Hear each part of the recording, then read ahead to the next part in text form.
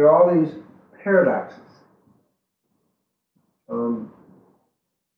We joke sometimes that Kabbalah is not the way to paradise, it's the way to paradox.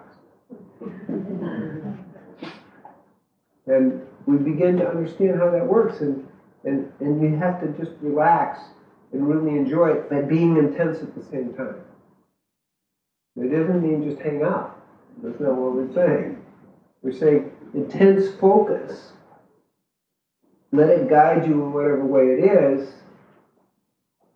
And then the only other thing that counts is showing up. You have to show up. If you don't show up, nothing happens. But the intense focus, the showing up, those are the simple components. And then it unfolds for you in a natural way. You know, if there's emotional imbalances, you work on that. If there's mental things coming up, you work on that. You give it attention. We're not saying natural without creating a situation where you're ignoring help from people or support or healing. We're not saying that. But let it unfold. Sanatana Dharma, the natural way. And when you get that, you can just relax within the intensity. So the balance is between trying too hard, which causes imbalance, and just relaxing, but in an intense way. Like being non-attached, not only to the results, but to the actual focus. Let the intensity happen for yourself. And then everything else will guide itself. The intensity we talk about here is kagana. In the Indian system, ichcha-shakti, spiritual willpower. Okay. Same concept. And so you hold that and let it unfold. So we've kind of set some of the ideas. We're going to talk more about those in the 3-day kind of thing. So next week. So now I'm going to open it. We can open it for questions, that we may have to kind of speak more to your interest. Okay, so if anybody has a question, this is the time to do that.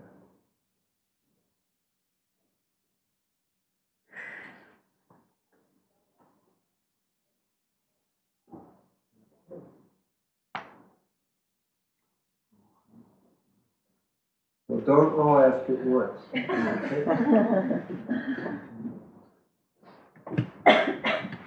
Yeah. You have a certain gravity of kind of an old habit that is pulling you down, and you kind of try to break loose, but there's a lot of effort involved. And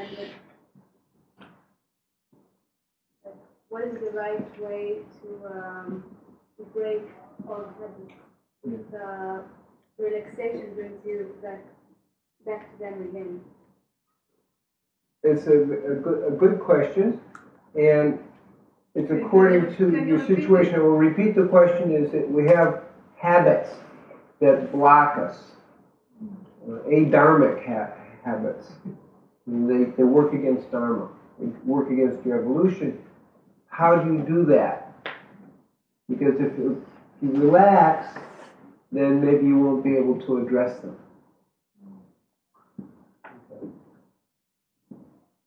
So the natural way takes you to focus on it. Now the other thing is, the intensity is what you apply. You've naturally arrived at, we have to deal with this problem, right?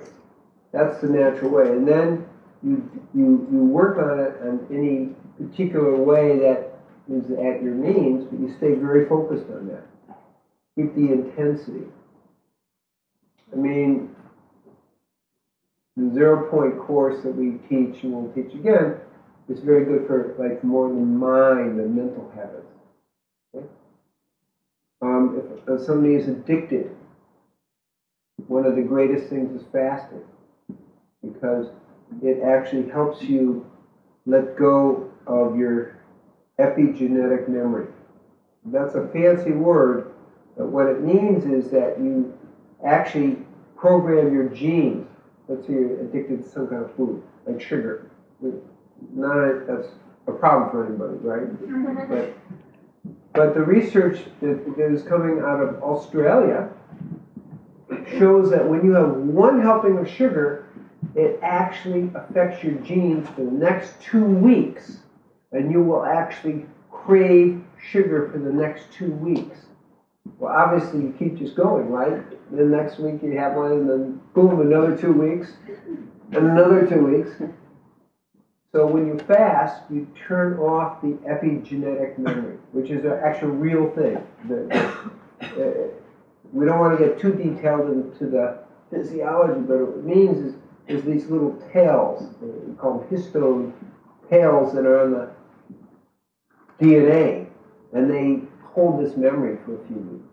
Worse than that, it actually can get passed on to your children, because these are programs that then get deeper. So what we found in the healing of diabetes is that we have people fast for that first week, and we find that for smoking, any kind of physical addictive habit that way, it takes about a week to get rid of the epigenetic memory, to get free of that.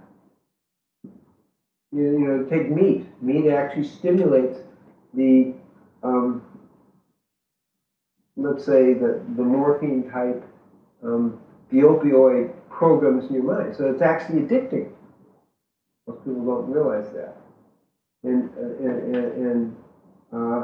wheat has 15 opioids. It's actually addicting. And milk has casomorphine, which is 1/10 as strong as morphine. Wow. So actually, when we're talking about these addictions aren't just mental, but they actually affect your epigenetic memory. And so it takes about a week of just doing a green juice fast. So that's another way. But then you want to say, well, but what brought me to the habit? Now that I've broken the physical, what brought me to the habit? And then you want to maybe go deeper. So you may add the 0 point quality to it. And so it goes on like that. So you apply intensely everything. So whenever we're saying relax, we're saying flow. Sometimes the flow can be pretty intense. So understand that there's a difference between those two words. And you also have to relax in the intensity. Does that make sense? So that isn't really a paradox, because when you're relaxed, you can be more intense. Hey, good question. Yes.